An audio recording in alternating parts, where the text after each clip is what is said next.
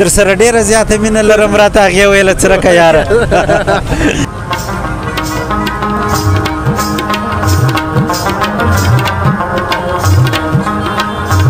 دوستانو دا هغه پخوانۍ موچن چې زموږ استاد سپینږور به په پښه کولې اوس هم زیات سپینږیرې بیا در څخه وړیا دي څه وړې علما یې وړې او دغه پخواني دا پایلوستي بیا خلک یې په پښو کې وړي اوس لکه عبدالحکیم جان او داسې خلک چې وو هغو خلکو دغه موچنې په پښه کولې د پخوانیو خلکو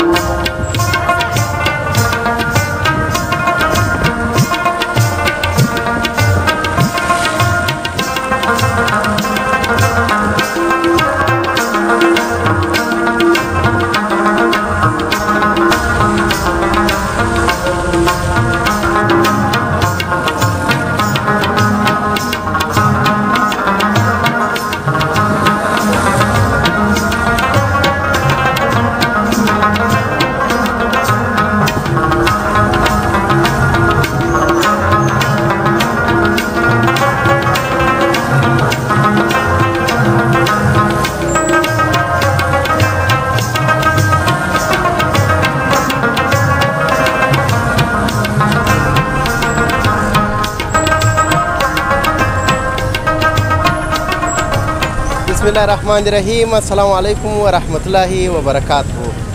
قدرمن لیدونکو هیله د روغ جوړ اوسئ او ژوند مو په خیر تېرېږي دا چې تقریبا شپږ بجې دي د مازدیګر او په کندهار ښار کې ډېر ښایسته موسم دی باراني موسم دی زیات باران هم وسو نو وموغوښتل چې تاسو ته د ښار انځور وړاندې کړو او د لید څو اشخاص سره خبرې وکړو واقعیت هم کندهاریان زیات خوشحاله دي په خاطر دې چې بارانونه کېږي او باران ته ډېره لیوالتیا لري نو دوستان تاسو ملتیا وکړئ څو خبرې اترې د دغه هیوادوال سره کوو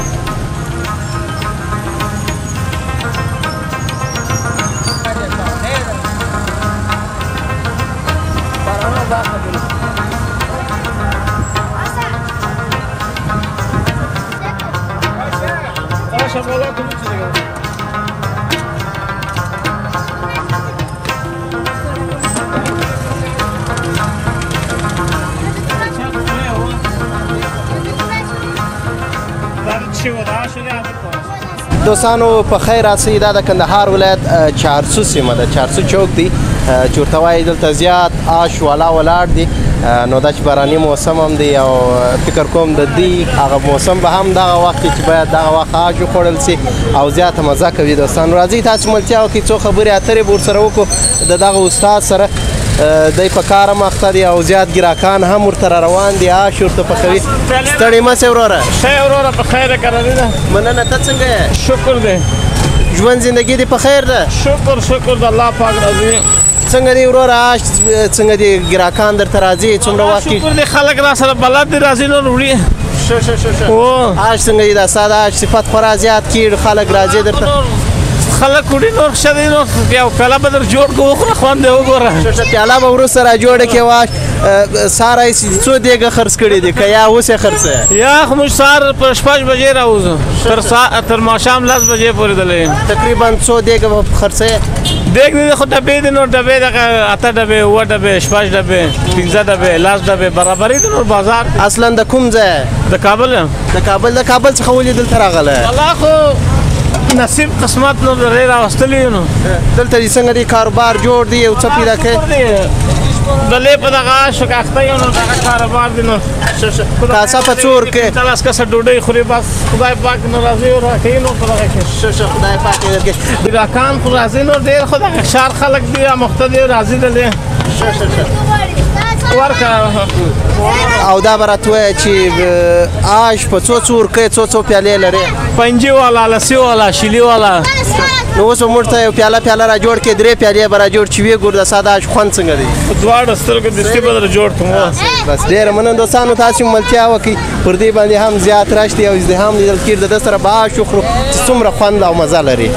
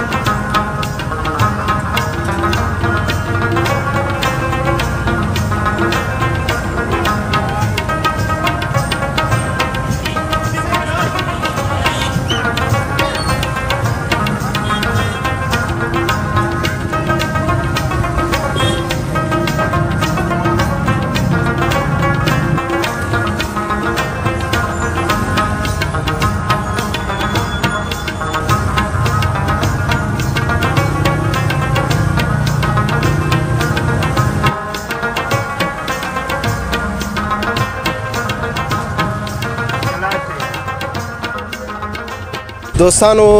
راورسېدلو د کندهار ولایت شاه بازار ته چې دا هم یو تاریخي بازار دی او دلته یو حاجي صاحب ناست دی چې دغه رخچینې او چپلکې او دغه لونګۍ او دا شیان خرڅوي د ده سره به څو خبرې ورسره وکړو او د زړه خواله به ورسره وکړو زه به دلته ورته کښېنم حاجي صاحب السلام علیکم وعلیکم سلام مسې وروره جوړه په خیر مننه ته څنګه حاجي صاحب په خیر یې شپه ورځ په خیر ده شپې ورځې ښه په خیر دي انډیوالان دوستان جوړ دي سره ته ښه جوړ اوسې خوشحاله اوسې حاجي صاحب دا پر وخت ما دی ماښام دی دغه شاه بازار دی دغه د سرپوښه بازار پرته دغه آغا صاحب زموږ چوکیدار دی د بازار نو دغه زما دکان دی زه په دغه دکان کې 4 کاله 5 کاله کېږي چې ناست یم د وخته دی دغه کاروبار دی وخته 10 کاله زیات کم در مخکې په سرپوښه بازار کې دکان کاوه هغه دکان یې راسه واخیستې نو بیا دغه ته راغلم حاجي صاحب دا به راته ووایه چې څنګه د دې کاروبار مسلکي سولې د دې کاروبار مسلکي خو نو د انقلاب نه و دا هېڅ شی نه وه موږ پر بیابان اوسېدلو د بیابانو څخه نو دا انقلابونه وه شورویان و واجد الوطن تور و دلته چا ګزاره نه سوی کولی ځوانان یې نیوله عسکرۍ ته نو موږ پر اطرافو ګرځېدلو هغه خوارۍ او تکلیفونه او زحمتونه چې بالانو څه درته ووایم هغه خدای تېر کړله بهرمونو په دغه سرپوښه بازار هغه دوهم سرپوښه بازار ګرده کلپ و هېڅوک نه وه نو یو زه وم یو ماما و بل ماما و بل استاد احمدالله بورساز و بس دا بازار نور ګرد تور ولاړ دا یو بل ظاهرجان خدای دې وبخښي رخچینې والا و بالا نو نور نه ګرد بازار تور ولاړ په دغه بازار کې څو دکانه وه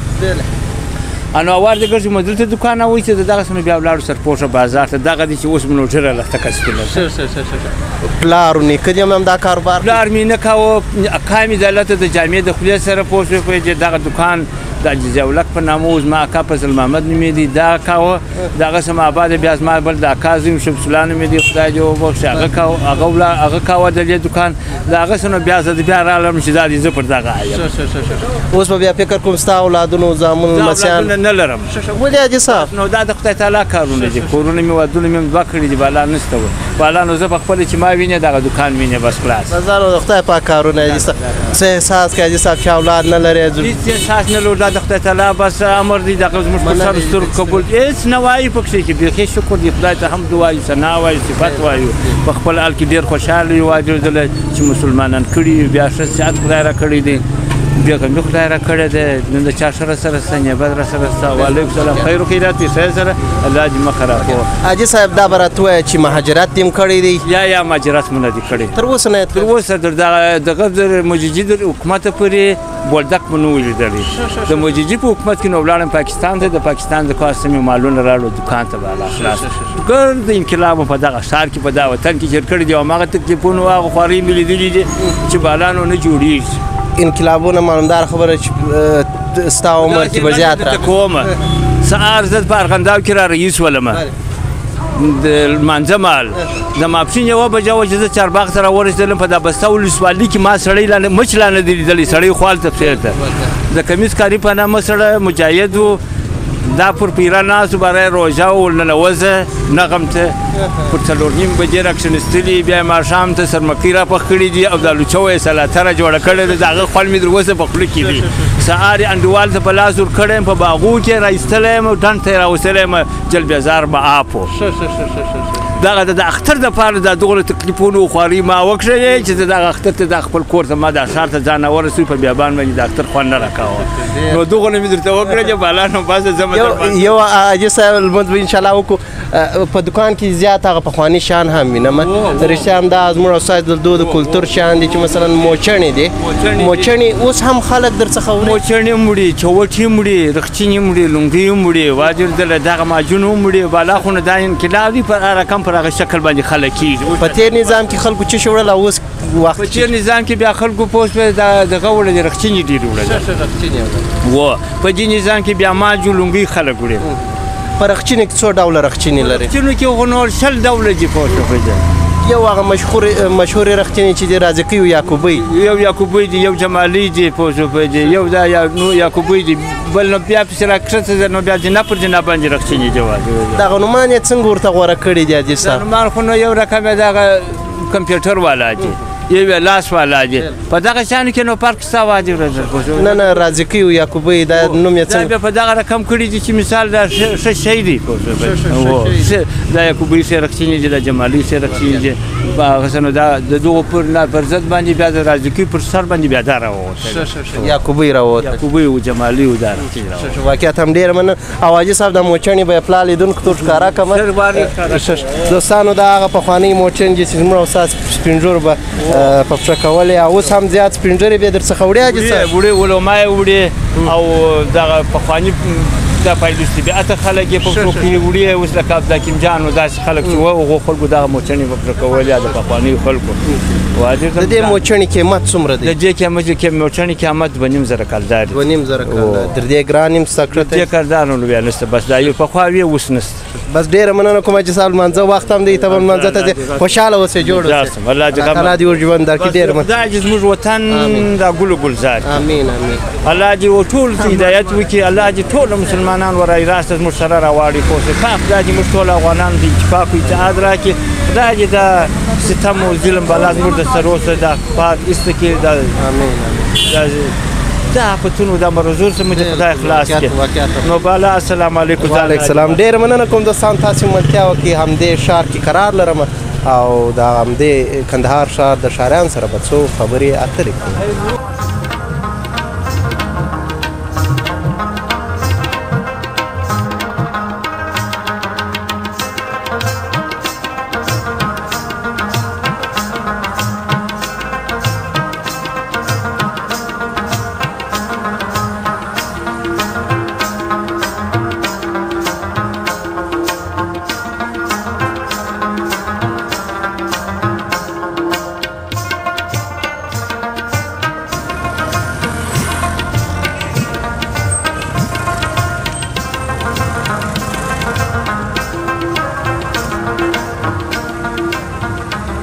دوستانو بیا هم په خیر راسئ ممکن په ځینې نورو عکاسیانو کې یا تصویرونو کې تاسو دغه دوکانونه لیدلي وي چې دلته مختلفې رنګارنګ میوې خرڅېږي نو دغه حاجي صاحب سره به دلته څو خبرې اترې وکړم او د کاروبار اړوند معلومات ځینې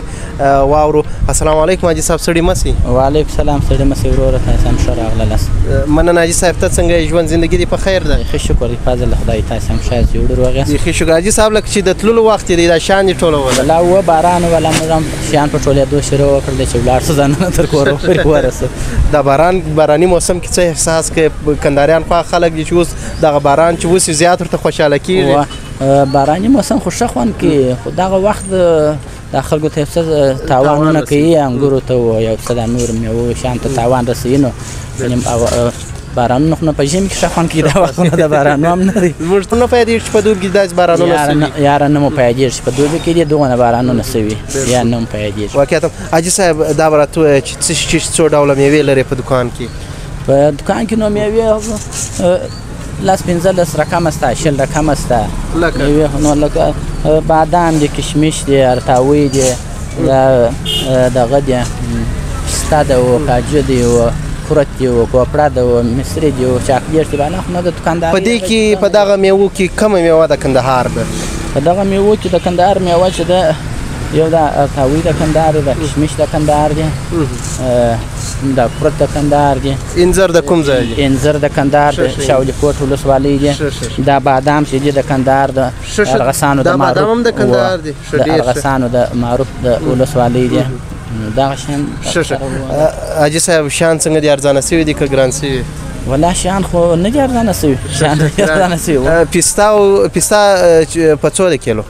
پسته نو فرق شته پکښې په 1000 هم شته په 900 هم شته په 900 هم شته پسته نو د کوم ځای به ښه پسته وي پسته خو نو د ایران څخه راځي عموما د ایران څخه راځي که نه دلته زموږ ته سکندر هم پسته لري هغه د خارج ته هغه ښه پسته ده خارج ته ځي هغه خارج ته ځي هغه بیا ښه خوندوره پسته ده ګرانه ده هغه بیا ځي خارج ته حاجي صاحب څومره وخت کېږي چې دا کاروبار کوي نو تقریبا دغه یو دغه 15 کاله کېږي زیات کم 15 کاله کېږي بیخي زیات وخت دی کومه خاطره در باندې راغلې ده دې دکان کې والله خو راسه ګرده دغه پر کم ګرده زموږ ملګر د خاطره دی واجرېدلی وه بیا هم ځینې داسې خاطرې چې لې پر تا راغلي یو چا پیسې نه یې درکړې چا شیان در څخه وړي یو چا ته یو کس درته راسي 1 کیلو راکړه تا 2 کیلو ورکړي دی 1 کیلو پیسې دي نفر راننیول دغه دی ول موږ دلته پلمیټې شو بارول دا پلمیټ یو چاریاک راکړه ماشي کاڼي ور واچوي درته مال چې په دا پیاله راکړه د چې راکړه ما ور اچوله باره وویل دغه دی مال نور هم راکړه بیا چې ور وامی شول بیا مال نور هم راکړه بیا چې مې راشول بیا مال نور هم راکړه ویل څه کوې د دغه په بازار کې ناست کاڼي دي پوره دي نو مال سم وایي ورته د غلو په بازار کې ناست دغه په بازار کې ناست کاڼي دي پوره دي بالکل واقعیت هم بس خوشحاله اوسئ ژوندی اوسېږئ څه پیغام لرئ خپلو هیوادوالو ته عامو خلکو ته دغه خپلو دکاندارانو ته خپلو دکاندارانو ته او عامو خلکو ته دغه پیغام لرم چې اوس شکر دی یو صلح او امنیت شته شکر دی هرې خواته تللی شو یو دغه وروره دغه موټرسایکلان و دغه بیا ځایه د موټرانو ځغلول موټرسایکلان په دغه ځایګي کې پر دغه سړک باندې موټرسایکلان دغسې ځغلي ولاړ لکه په عینو کې چې روان یې وایي نو دوی څخه دغه یې لکه د دغو څخه ځان داسې ونه کړي چې و احتیاط وکړي داسې نه وکړي چې یا خپل ځان خوښ کړي یا بل مسلمان خوښ کړي نو دکانداران څخه هم دا هیله ده چې اوله زه بیا دا نور دکانداران څخه چې تر خپله وسه پورې دغه ولس غریب ولس باید شیان ګران نه کړي همکاري ورسره وکړو باید شی ګران نه کړو بالکل بس ډېره مننه کوم حاجي صاحب خوشحاله اوسئ بس خپل کار دی دا ما ډېره مننه کوم واقعیت هم دوستان ته راسه له ماشومه راسه څنګه یې نوم دې څه دی محمد جان کور دې چیرې دی چې دغه خرڅی دا بورګیان دلته خرڅی دا 15 اوځې سره د 15 اوځې سره نو په چیش کې ځي او راځې اخوا ته کیمرې ته وګوره پر بایسکل چې چیرې درولی دي په پارکینګ کې دې درولی دي د ورځې څو دانې دغه پکوړې خرڅی یو 50 دانې خرڅوم 50 دانې نو په 50 دانو کې ته څو پیدا کوې یعنې ګټه یې څو ده یو 100 افغانۍ پیدا کېږي 100 افغانۍ کې باید درته کوي بس نه درته کوي چې کور ته یوسې بسېږي مو نن دې څو ګټلې دي نن 100 افغانۍ نو ماشاءالله ډېرې دي ګټلې په کور کې بل څوک نشته چې خوارې وکاږي یا یو پلار مې سره دی پلار دې چیش کوي هغه هم دغه کار کوي هغه هم دغه کار کوي نو ته تعلیم نه کوې درس مکتب نه وایې هغه یو څو ورځې بعد بیا څو ورځې بعد یې شروع کوي اراده دې کړې ده نو حتما به یې شروع کوې د خیره سره سمه ده بس انشاءالله مخلک کوشنی بس انشاءالله زه به تا ته نن دې 50 سل دې ګټلي دي زه به تا ته یو بل 50 درکړمه چې یو نیم سل څه ښه دا چې ته دونه همت کوې چې ته زه یو څو ورځې وروسته درس شروع کوم نو دا مې په دې خاطر درکړلې سمه ده بس ورسه مخته دې ښه ډېره مننه کوم دوستانو تاسې ملتیا وکړئ څو خبرې اترې لا لرو هم په همدې ښار کې قرار لرو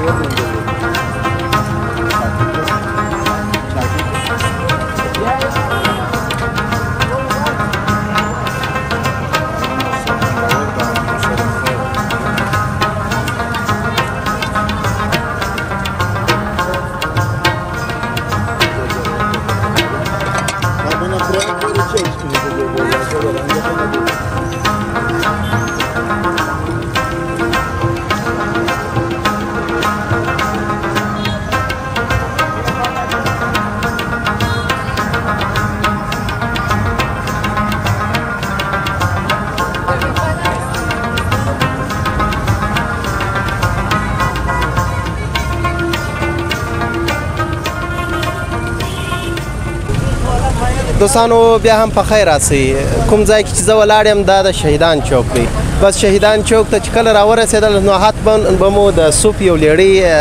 په مخه درځي چې دلته زیات مشهور سوپ خرڅېږي دا چې موسم یې نه دی هم دوستانو زیات پر رش دی دا اوس ځینې وپوښتو چې ولې دومره زیات رش لري او زیات خلک دلته راځي سوپ خوري نو د مسؤل صاحب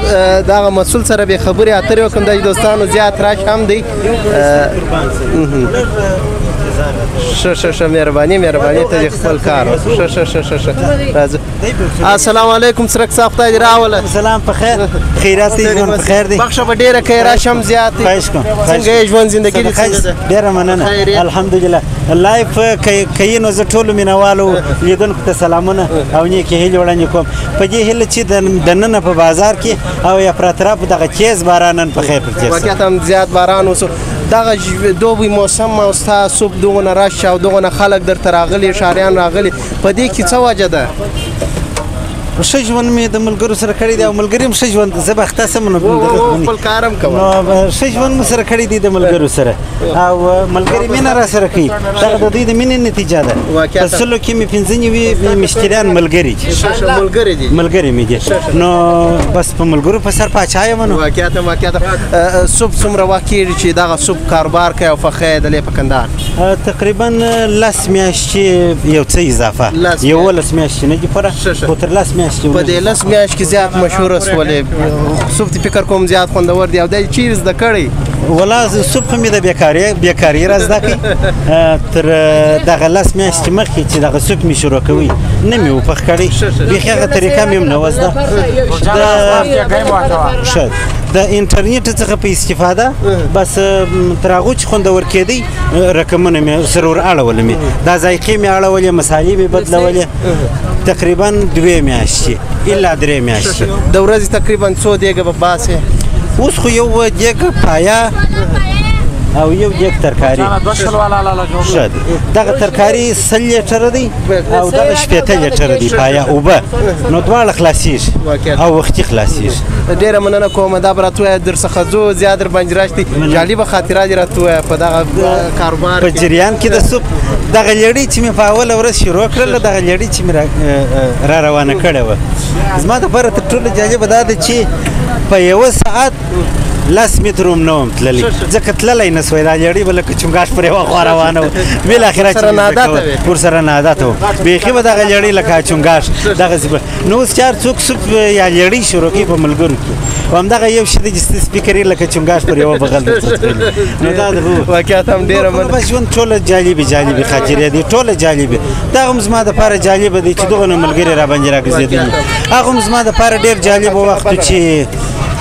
هر ورځ مې بلا نغه 200 افغانۍ تاوان کوي دا 3 میاشتې دا 4 میاشتې خو استقامت مې د لاسه نور کوي نو نتیجه الحمدلله